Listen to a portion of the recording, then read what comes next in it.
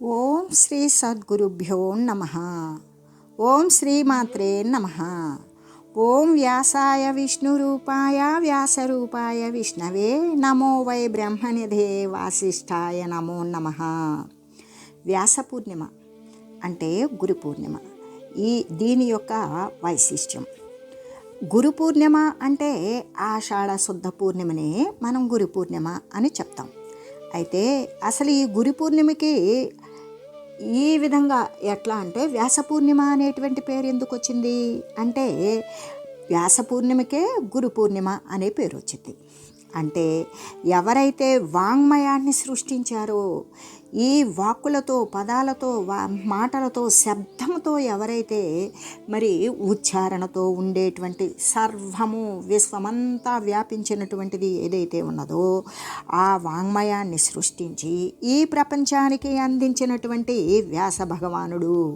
ఆయన ఎటువంటి వాడు అంటే అచతుర్వదనో బ్రహ్మ, అంటే 4 ముఖాలు లేనటువంటి బ్రహ్మ. ద్విబాహు అపరోపరిహి, 4 భుజాలు లేని 2 భుజములు మాత్రమే ఉన్నటువంటి విష్ణువు, అంటే విష్ణువుతో సమానం.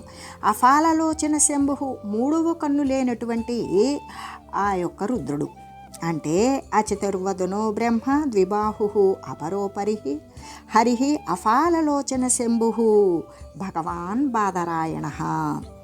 3 కళ్ళు లేని ఈశ్వరుడులాగా, అంటే బ్రహ్మదేవుడులాగా, అంటే బ్రహ్మ విష్ణు శివస్వరూపుడు ఎవరు అంటే ఈ యొక్క వేదవ్యాసుడే. ఆయనను ఇంకొకటి బాదరాయణ అంటే బదరీ ఫలం, అంటే రేగుపండు. ఆయన రేగు వనాలలో రేగు చెట్ల మధ్య నివసించాడు కాబట్టి ఆయనను బాదరాయణుడు అని అంటూ ఉంటారు. అంటే బదరికా వనంలో ఉండేటువంటి వాడు కావడం వలన బాదరాయణుడు అనే పేరు కూడా పిలుస్తూ ఉంటారు. అంతేకాదు కృష్ణద్వైపాయనుడు అనేటువంటిది కూడా.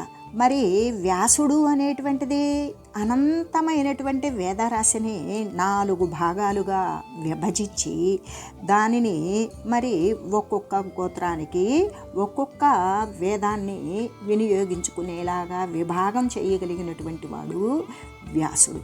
వ్యాసము అంటే విభజించుట. వ్యాస అనేటువంటిది పదవి. ఒక్కొక్క కల్పంలో ఒక్కొక్క వ్యాసుడు ఉన్నట్లుగానే ఇప్పుడు ఈ వ్యాసునికి పేరు, అసలు పేరు ఏమిటి?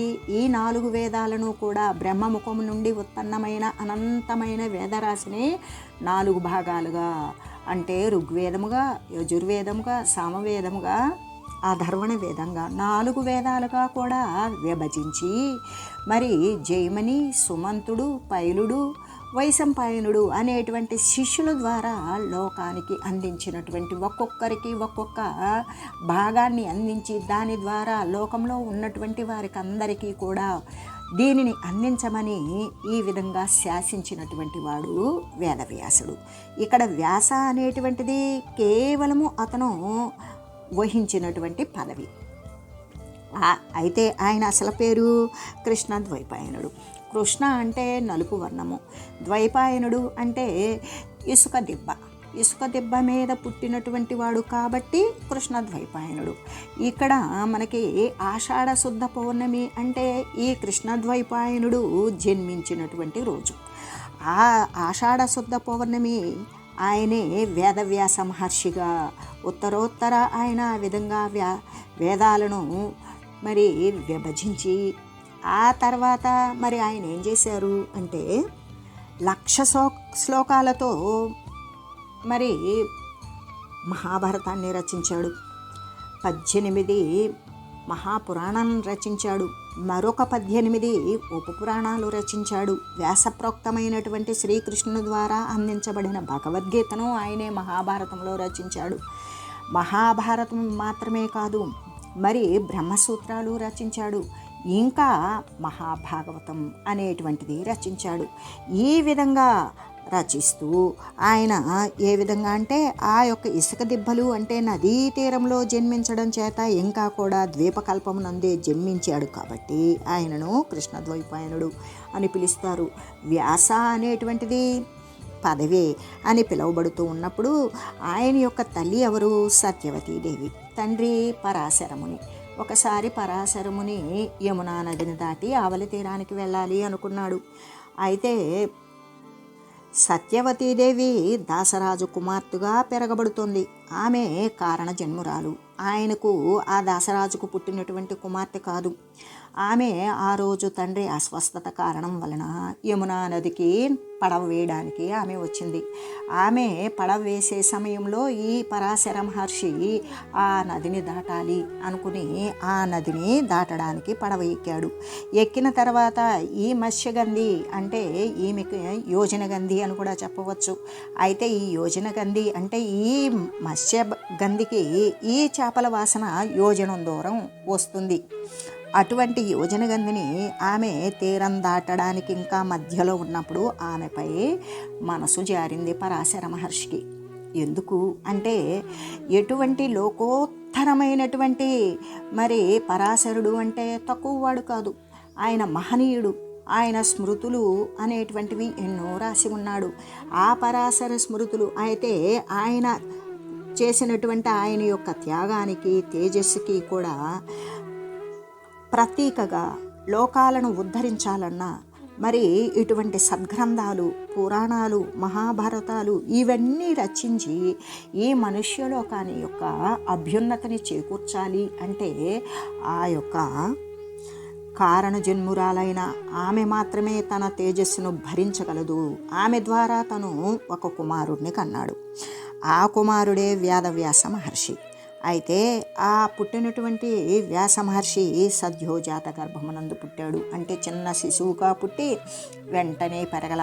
మామూలుగా పుట్టడమే ఆమె యొక్క యోని మార్గం ద్వారా గుండా కాకుండా ఆయన క్రీడించినప్పటికీ కూడా ఆమె ఎటువంటి కూడా మరి ఆమెకి ఎటువంటి శీలభంగము కాకుండా సద్యోజాత గర్భమునందు జన్మించాడు. అంటే ఆయన సత్యవతీదేవికి పసిబాలుళ్లాగా పుట్టనే లేదు. ఆయన పెద్దవాడుగానే ఉద్భవించాడు. ఆయన పసిబిడ్డగా పుట్టి క్రమంగా శరీరం పెరగల.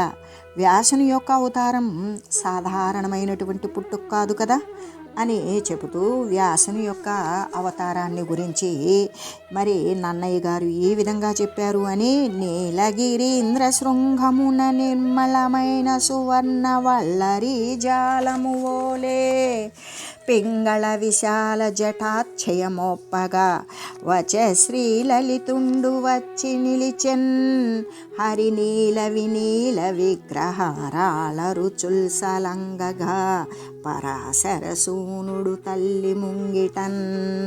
ఆ విధంగా తల్లి ముందు ఎలా వచ్చి నిల్చున్నాడు?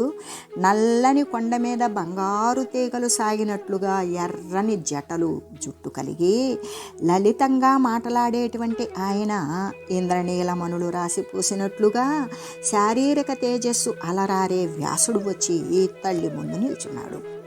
నిల్చొని ఎలాగంటే 4గా విభజించాడు కాబట్టి ఆయనను వ్యాసుడు అని చెప్పారు. అంతేకాదు ఆయన అష్టాదశ పురాణాలు రచించాడు. జయం అనే పేరుతో 1,00,000కు మిక్కిలిగా శ్లోకాలతో మహాభారతం రచించాడు.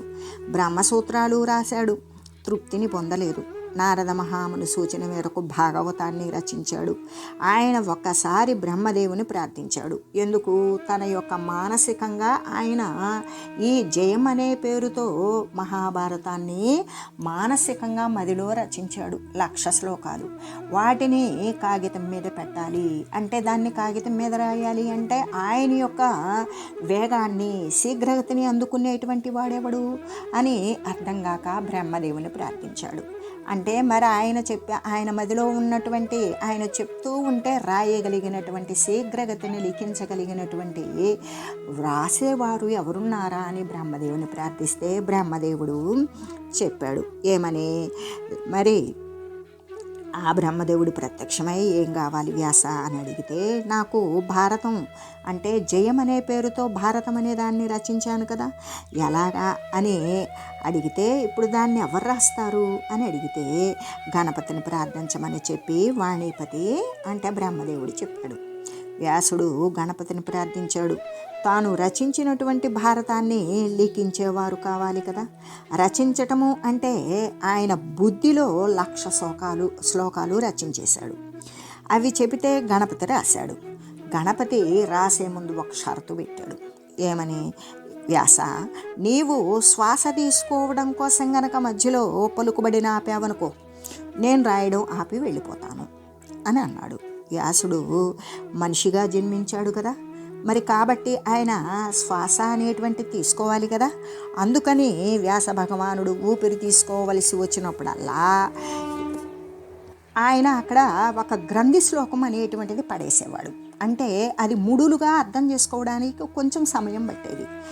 అంటే అర్థాలతో సహా రాయాలి అని వ్యాసులు కూడా గణపతికి నిబంధన పెట్టాడు. కాబట్టి అర్థం చేసుకోవడానికి గణపతికి ఒక్క క్షణం మాత్రమే పట్టేది. ఈలోగా వ్యాసులు మరి శ్వాస తీసుకొని మరొక శ్లోకం చెప్పేవారు.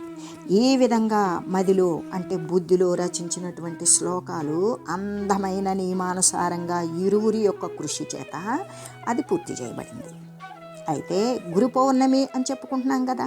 గురు పౌర్ణమి అంటే జగద్గురువులను మాత్రమే ఆరాధించే రోజు. అసలు జగద్గురువులు అంటే ఎవరు అంటే మరి శ్రీకృష్ణ పరమాత్మ జగద్గురువు. ఇదందరికీ తెలిసినటువంటి సత్యం. అంతేకాదు శ్రీ వ్యాస భగవానులు శ్రీ జగద్గురువు, శంకర భగవత్పాదులు వీరు జగద్గురువులు. అంతేకాదు వ్యాస పూర్ణిమ, గురు పూర్ణిమ అంటే వ్యాసుల వారు ఆషాఢ శుద్ధ పౌర్ణమి యందు జన్మించారు. కాబట్టి వ్యాసుల వారికి వందన నమస్కారాలు ఆచరించకుండా, సమర్పించకుండా, ఆ వ్యాస భగవానుని గురించి ఏమాత్రము తలచకుండా ఏ గురువులకు నమస్కరించకూడదు, ఏ గురువులను కూడా మరి వందనాదులు ఆచరించకూడదు. ఎందుకంటే వ్యాసుని వలన వచ్చినటువంటి వాంగ్మయమే కాబట్టి ఇదంతా. ఎలాగంటే అంటే ప్రతీది కూడా ఏమని చెప్తాది అంటే వ్యాసోచ్ఛిష్టం జగత్ సర్వం అని చెప్పబడింది. అంటే వ్యాసుని యొక్క ఉచ్ఛిష్టము.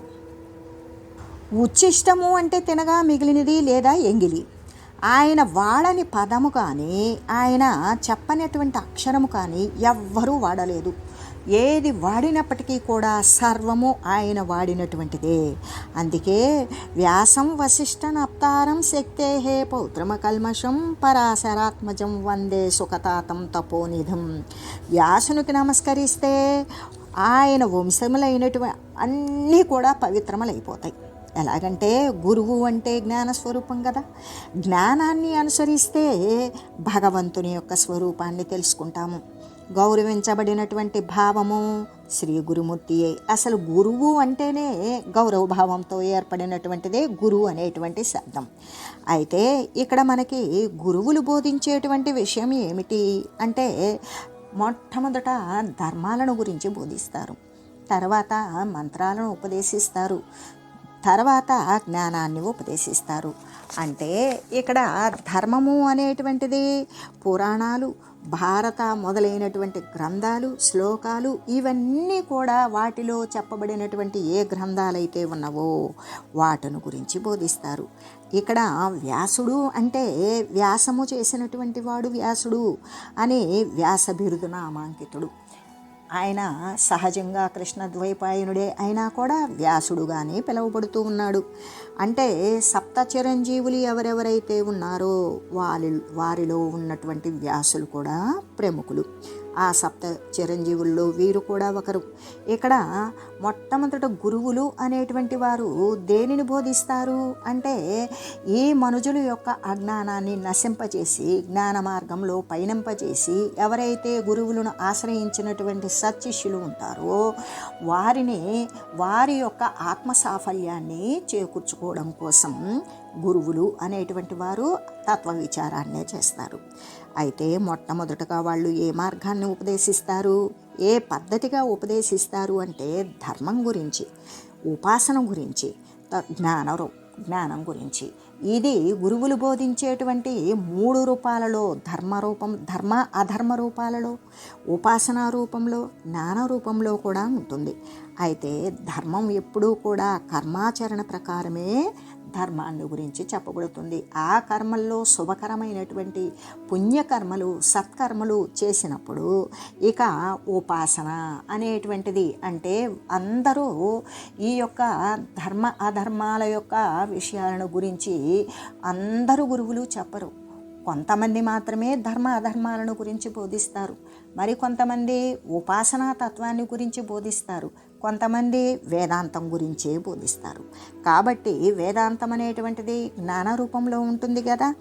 అంటే శ్రోత్రియ బ్రహ్మనిష్ఠుడైనటువంటి వాడు ఆచార వ్యవహారంతో కూడుకొని ఏ ధర్మాన్నైతే అనుసరించి జ్ఞానంలో పయనించి అనుభవాన్ని సిద్ధింపజేసుకుంటాడో అతను మాత్రమే ఈ అధర్మ రూపంలో ఉన్నటువంటి కర్మను, ఉపాసనా కర్మను, జ్ఞాన రూపంలో ఉన్నటువంటి కర్మను కూడా చక్కగా బోధించి అంటే ఈ ఉపాసనలో మనకి సూర్యోపాసన, కుమారోపాసన, గణపతోపాసన, శివోపాసన, శక్తోపాసన, విష్ణుోపాసన అనేటువంటి 7 రకాలైనటువంటి ఉపాసనల ద్వారా కూడా వారు అనుకున్నటువంటి లక్ష్యాన్ని చేరుకునే విధంగా ఆ యొక్క వివిధ మంత్రాలు, ఆ చేయవలసినటువంటి క్రతువులు, వీటిని గురించి ఆ విధంగా చెప్తారు.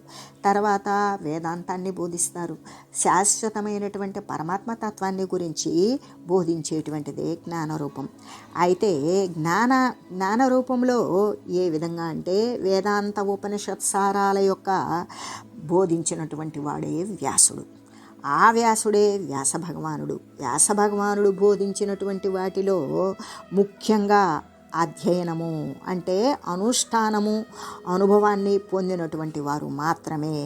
ఏ విధంగా అంటే ఎవ్వరు ఏది బోధించినా శాస్త్రాన్ని అధ్యయనం చేయాలి, ఆ అధ్యయనం ప్రకారం వాడు అనుసరించాలి, ఆ అనుష్ఠానం ప్రకారం అనుభూతిని సిద్ధింపజేసుకోవాలి.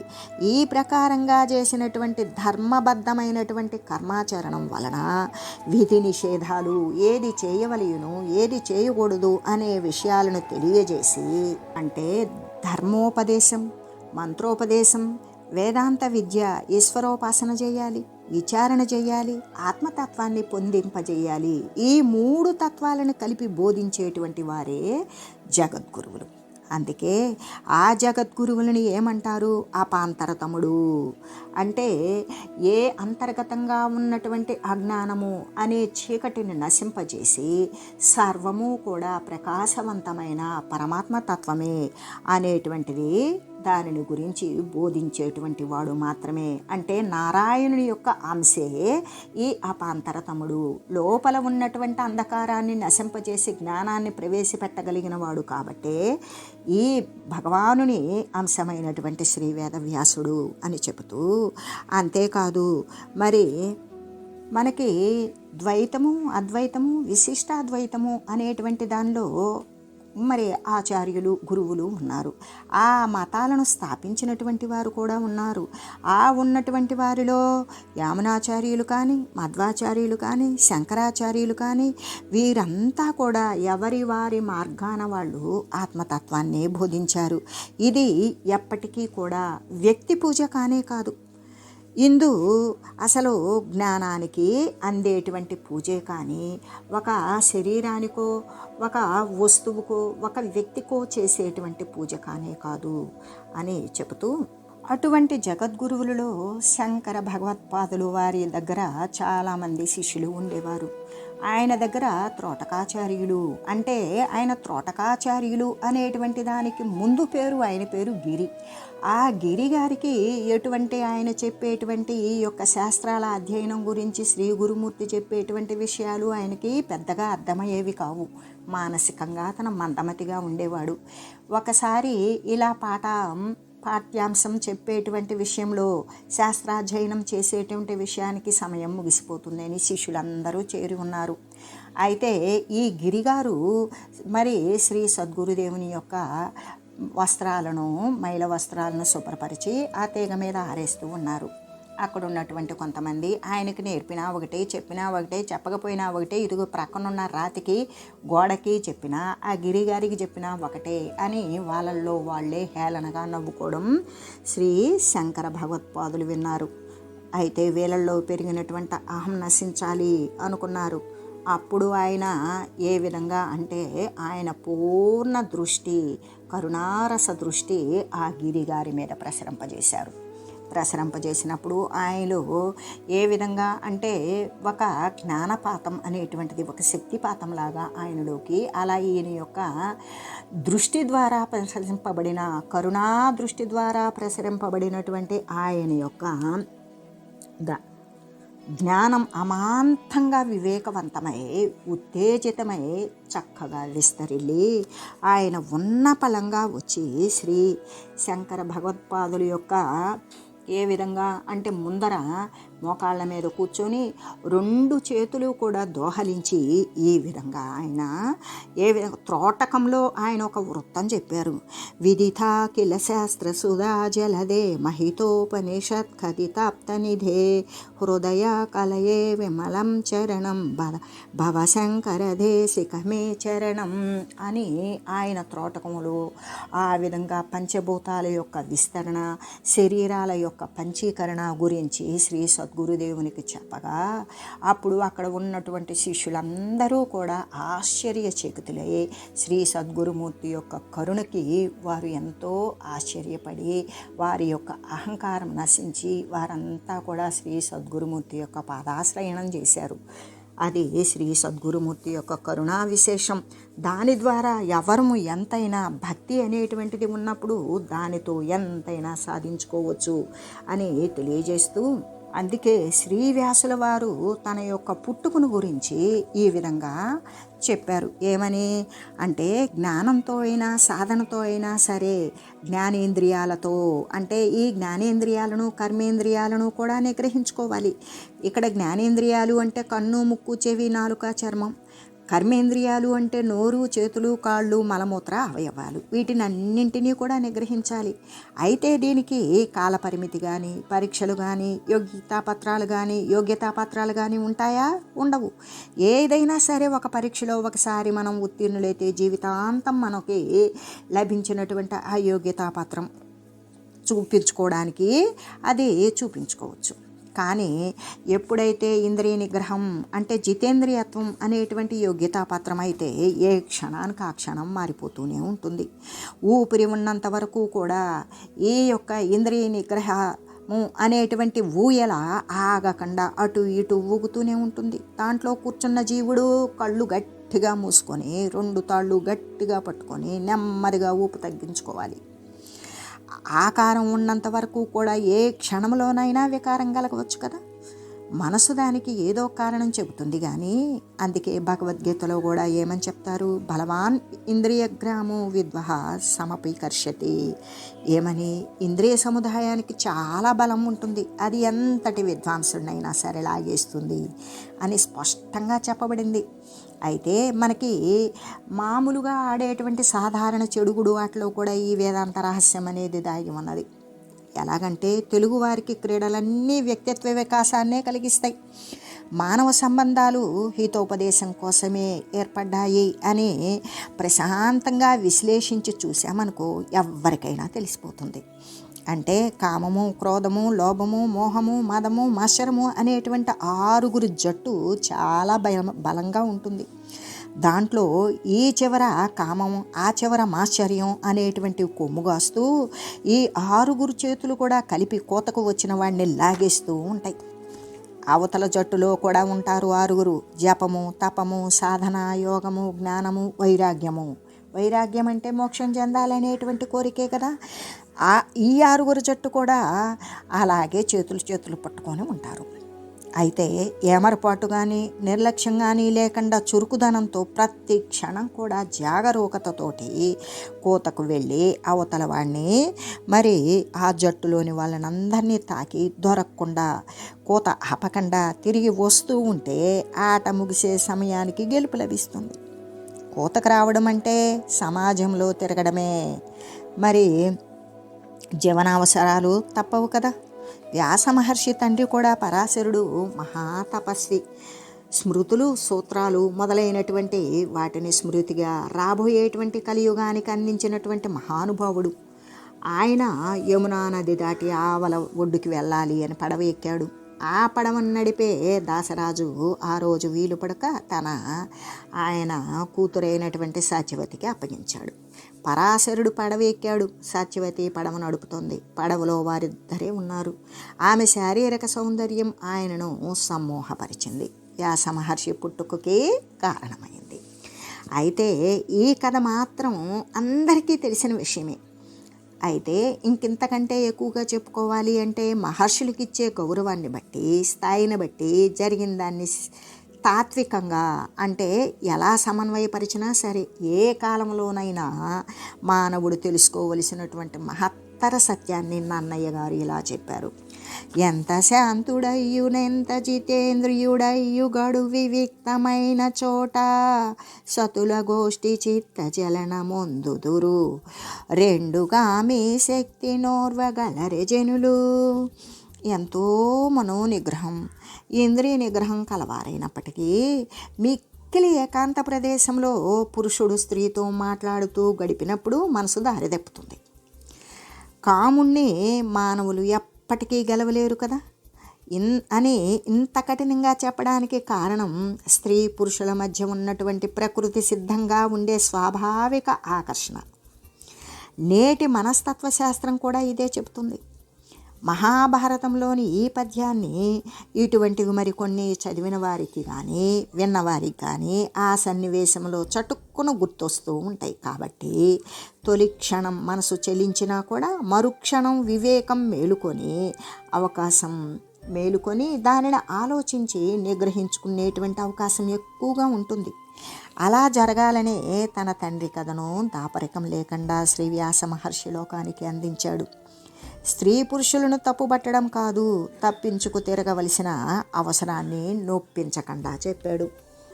వ్యాస పూర్ణిమ మరి గురు పూర్ణిమగా ఎలా మారింది అంటే శ్రీ వేదవ్యాసులు మరి ప్రతిరోజు కూడా గంగానది స్నానానికి కాశీపట్టణంలో గంగానది స్నానానికి మిట్ట మధ్యాహ్నం వచ్చేవాళ్ళు. అదే కాశీలో నివసించేటువంటి వేదవతి అనేటువంటి దంపతులు ఉండేవాళ్ళు. వాళ్ళకి ఎన్ని చేసినప్పటికీ కూడా కొన్ని సంవత్సరాల వరకు కూడా వాళ్ళకి పిల్లలు లేరు. ఆ దిగులుతోటి ఆయన వారిని వీరిని అడగా మిట్ట మధ్యాహ్న సమయంలో మణికర్ణికా ఘట్టానికి శ్రీ వేదవ్యాసులు స్నానం చేయడానికి వస్తారు అని తెలిసింది. వేదనిధి ఏం చేశాడు, మధ్యాహ్న సమయం కొన్ని రోజులు కాచుకుని ఉన్నాడు, గుర్తించలేకపోయాడు. ఒకరోజు మధ్యాహ్నం ఒక యతీశ్వరుడు స్నానం చేసి ఒడ్డుకు చేరేటప్పుడు ఈయనే వేదవ్యాస మహర్షి అని గ్రహించి ఆయన యొక్క పాదాలు పట్టుకున్నాడు. ఆయన సరే కరుణించి అతన్ని దీవించాడు. స్వామి, రేపు మా ఇంట్లో ఒక కార్యక్రమం ఉంది, దానికి మీరు హాజరవ్వండి అని వేడుకున్నాడు. ఆయన వేడుకను ఈయన మన్నించాడు. ఆ మరునాడు ఆ వేదవతుల ఇంటికి విందుకు వెళ్ళాడు. అక్కడ వారు పెట్టినటువంటి ఆతిథ్యం, అర్ఘ్యపాద్యాదులు, వారు చూపించిన భక్తికి చాలా ఆనందపడ్డాడు వేదవ్యాస మహర్షి. తర్వాత మానసికంగా వారిని గమనించాడు. వారి కోరిక ప్రకారం వారికి 10 మంది సంతానం కలుగుతుంది అని చెప్పి ఆయన వెళ్ళిపోయేటప్పుడు మళ్ళీ భార్యాభర్తలు ఇద్దరూ కూడా మరి వేదవ్యాస మహర్షి యొక్క పాదాలను బట్టి, స్వామి మళ్ళీ తమరి యొక్క దర్శనం అంటే నా దర్శనం అనేటువంటిది సర్వరూపుల్లో ఉన్నటువంటి ఏ పరమాత్మ తత్వాన్ని గురించి అజ్ఞానాన్ని నశింపజేసి ఆత్మజ్ఞానాన్ని ప్రబోధించేటువంటి గురువులు, బోధకులు, దేశికులు, ఆచార్యులు ఎక్కడైతే ఉంటారో అటువంటి వారిని సన్మానించి వారిని భక్తితో పూజించేటువంటి ప్రతి ఒక్క సన్నివేశంలో నేనే ఉంటాను అని ఆ యొక్క వ్యాస పూర్ణిమని గురు పూర్ణిమగా మార్చి ఆయన అక్కడనే అంతర్ధానమయ్యారు. ఆనాటి నుండి కూడా వ్యాస పూర్ణిమ గురు పూర్ణిమగా అనేటువంటిది చలామణి అవుతూ వస్తుంది.